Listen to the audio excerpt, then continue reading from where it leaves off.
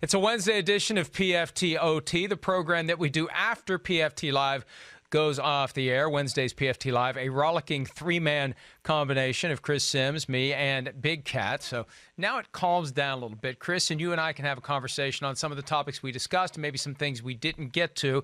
And I want to start with the item that we discussed regarding Odell Beckham Jr., the Instagram post that he later deleted, suggesting that maybe he's having some sort of doubt or thought, or it's not really clear what he's doing, but he suggested he was going to take some time to gather his thoughts after all the changes he's had in his life recently. He's going off the grid for a few days, and then he deleted that post. And, you know, we're trying to psychoanalyze the guy, and I continue to think he does have concerns about the way things went down. He does have concerns that Antonio Brown is perceived as playing the game and winning, and that Odell Beckham is just a guy who's a pawn in the broader NFL game, and that he deleted it because he doesn't want to be perceived as any type of a distraction or anything other than a good soldier in Cleveland while he figures out how he's going to go forward with his new career as a member of the Browns. Yeah, no, I think there's a lot to talk about here. You're right. I mean, the first thing is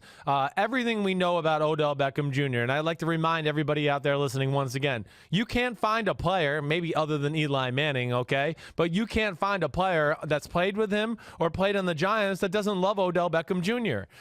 And doesn't say anything but positive things. I mean, just go back and look at the social media post that players had last year when Odell finalized his contract and how the whole locker room reacted to it and danced around and had fun. So he is liked within a locker room. I do think that this was unexpected as far as being traded to the Cleveland Browns. I think it just kind of caught him off guard out of nowhere. I don't think there was an issue with that tweet, but I think to your point, yes, he does not want to be that distraction. Hey, this is a guy who did not hold out of training camp or do anything like that. I just like to remind everybody, he did all the proper things and handled himself in a very mature manner when it came down to fifth-year option year and showing up for training camp or showing up the next year and waiting for that long-term deal, which he did get. So I think he is just trying to process it. I said during the show, and I'll say it again, it's the first time in his life where he's not wanted by somebody, and I'm sure that's a little bit of a shock as well. Yeah, even if Odell Beckham Jr. was plotting some type of an Antonio Brown move in the future, the idea that the Giants did it preemptively, that's a slap in the face. That they didn't give him any say in the process, slap in the face. That he didn't get a chance to try to negotiate a new contract on his way through the door the way Antonio Brown did, a slap in the face. And when you look at Brown and all of his antics, and when you look at Beckham and everything that has flowed from Beckham, now look, he's a guy who soaks up attention. He does it naturally. It's part of his personality. It's part of his charisma, and the distractions he's created for the most part have been on the field during games. Right. There was that awkward interview last year. He's asked point blank, "Are you happy in New York?" He says, "I don't know," or "That's a tough question." Whatever. It's not the right answer to the question. The question is, yes, I am. And that is what laid the foundation for what's transpired. But now he's got to decide, Chris, if he wants a new contract, what do I do? Do I skip off-season workouts to send a message to the Browns? Do I go all in for 1 year and then become Antonio Brown next year, dye my mustache blonde and act like an idiot to try to get what I want? Am I willing to be that guy? I don't think that's his nature.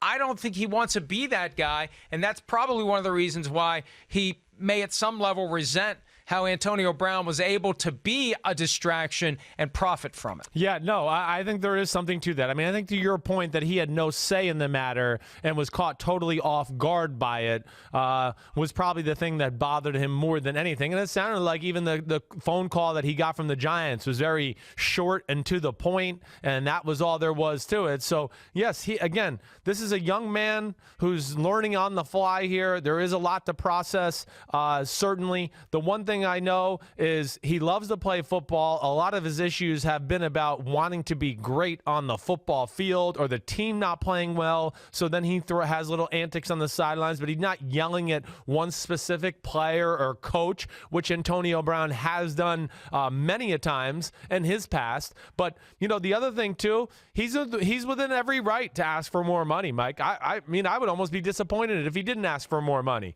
Okay, yeah, you got traded. Nobody talked to you about it. it, and you're one of the star players in football. You and I talk about the very few avenues that players have to get more money when they're in power positions. And as well received as this is on the Cleveland end, I think they'd want Odell to come in a happy manner. So whether he just gets enough money to outdo Antonio Brown to be the highest paid receiver again, I think all of that's going to happen because the Browns have plenty of money, and I think they're going to want to get this relationship started off on the right foot.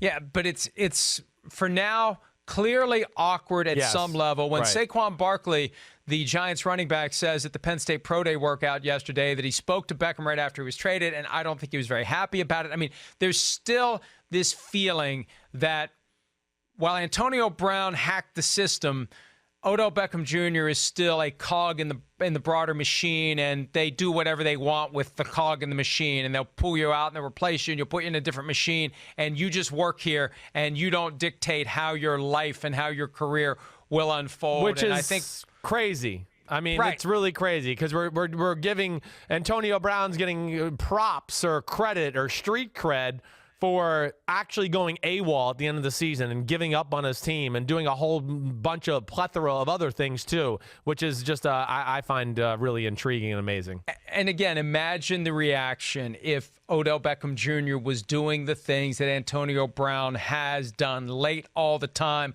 storming out of practice, not showing up, attacking his quarterback on social media, and talking to a news reporter and saying, we're going to see what your jaw's made of when I see you next time. I mean, throwing stuff off a balcony. I mean, again, if Odell Beckham Jr. did this, I just don't even know. I don't even know what the world would come to. I think it would be the only thing talked about on real news and sports news. I mean, that's how polarizing he is sometimes. Fair or unfair, I don't know.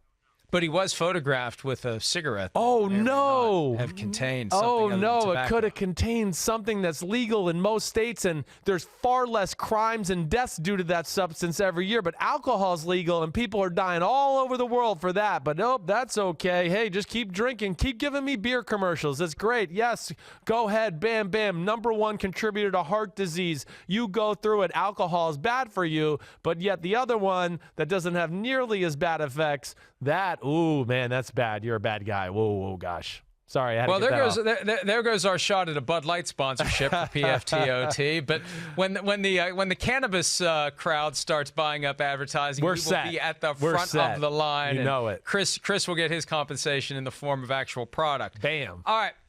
Now, Chris, I need to tap into your expertise and your actual personal experience because we have a situation in Oakland where linebacker Vontaze Burfict, now a member of the Raiders, playing for your former NFL head coach, your first NFL head coach, Jon Gruden. Vontaze Burfict, a reputation well-earned for being on the wrong side of the line, doing things he shouldn't do, taking shots he shouldn't take, been suspended for 10 games over the course of his career. If he is on the wrong side of the line. Because, look, Paul Guenther, the defensive coordinator in Oakland, was the defensive coordinator in Cincinnati, and he couldn't control the guy. What will Jon Gruden do? Will he embrace the renegade Vontaze Burfict, or will he try to reel him in so he's not in a position where they get 15-yard penalties, because we know how Jon Gruden feels about penalties? Yeah, no, I think he will embrace Vontaze Burfict and really, again, a lot like I told you with Antonio Brown, really build up the persona and make him feel like, hey, you're special. We're happy we got you. Show him old clips of himself to go, man, look at what you did 2-3 years ago. That was amazing. That's what I need you to bring here. He's going to really build him up that way, while probably at a few times here or there when he's showing a highlight tape of Vontaze Burfict, maybe to the team, maybe just to the linebackers, whatever it may be, he might put in a personal foul or two of Vontaze Burfict, and he'll say it with a smile on his face and be like, yeah, we got to get rid of this though right here, right, Vontaze, we're going to get rid of this. I've been in those type of meetings, and that's what he'll do. Jon is amazingly charismatic that way. He's going to really make the player feel like he's special, and if there's a flaw like that concerns him, he's going to bring it to the forefront and maybe make light of it a little bit so it doesn't look like he's reprimanding the guy. Yeah, and look, it's not going to be easy, but they understand what he can do for that defense, as he specifically wanted that Bengals defense, that Paul Guenther defense. Gruden wanted that. Now he's getting some of the pieces. I just got a text that George Iloka, the former Bengals safety, is going to visit the Raiders. So they're putting that defense together the way they want it to be, and they need the offense to improve, but the defense needs to get a lot better, especially in that division where they have to deal with Patrick Mahomes on a regular basis. And look, if Burfict can't get it done, then Burfict is going to be gone. Okay. Another topic that continues to resonate throughout the NFL, the Le'Veon Bell situation, how things ended for him in Pittsburgh. He did an interview with Jenny Vrentas of Sports Illustrated. We talked about this some during the program, but there's a lot here to unpack as it relates to the idea that I don't think Le'Veon Bell ever really had a plan. He was the Dave Gettleman of running backs last year, where the plan changed all the time. He said he was going to show up after week 1, and then something changed, and then he's going to show up after week 7, and then he realized I can sit out the whole year and still be a free agent. And then even after that, he kept thinking about showing up. But, it just shows you how difficult it is for a player to not play football, because there were several points along the line where he was thinking seriously about showing up and playing. Yeah, that's where that's where I hate the franchise tag, because the owners realize that that's a tool that the players really don't want to use. I mean, football players, believe this or not, this just in, want to play football. Yeah, this is what they've dreamt about doing, 99% of them their whole life. So, that along with the camaraderie you enjoy with your teammates and, going through the battles, the toughs, the peaks and valleys of an NFL season, those things are what make you love football as a player. And I'm sure he missed that. But I'm like you, Mike. I'm kind of just shocked that there was no set plan. It was kind of fly by the seat of your pants here. Oh, week 1, oh, no. Hey, did the offensive line, they're talking about he needs to get back here. Did that detract him from it? Week 7 and then, getting to week 10 and realizing, oh, I can't be franchise tagged even if I play again. So I'm just shocked that it wasn't a little more well organized, that he wasn't a little better instructed by his agent or, the camp of people that he has around him. Yeah, and the bottom line is the agent didn't know that you could sit out the entire year and still force your way as a practical matter to free agency. What happens is if you're tagged the second time or tagged the first time, anytime you're tagged, it counts as one of the total tags that you can get under the CBA, even if you don't play.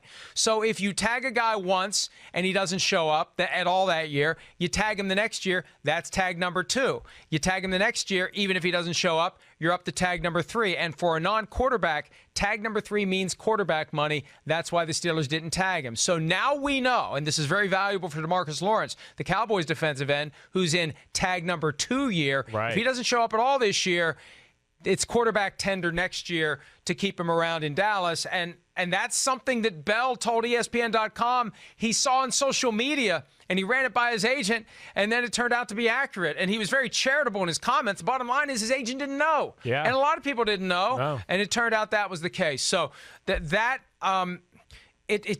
creates this notion that it was just kind of all over the place. Yeah. And I think part of the problem here, Chris, we talked about this on the program, the Steelers' attitude toward long-term contracts, the way they structure deals. They refuse to guarantee money into the second year. They could have avoided all of this by signing him to a contract in 2017 with $27 million fully guaranteed at signing, just like what the Jets did now. And that would have gotten Bell under contract from 2017 moving forward for at least 4 more years. But the Steelers, because they won't guarantee money beyond the first year, refuse to do it. And that, even though you can criticize Bell all you want, that was the first domino that put this chain in motion. Yeah, no, definitely. I mean, it's one of those things. I mean, again, the Steelers are a top-notch organization, one of the greatest that the NFL has ever seen.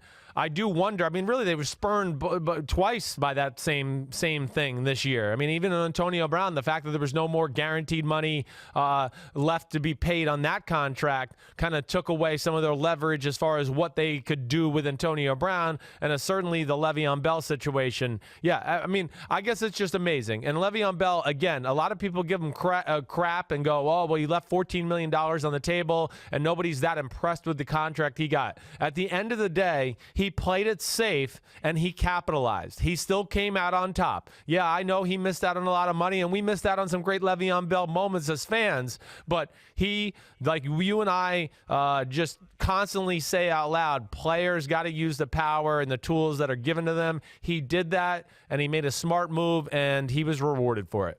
Yeah, Chris, people say he's never going to make back that $14.5 million, but here's the thing. There's no guarantee he was going to make anything beyond that $14.5 million.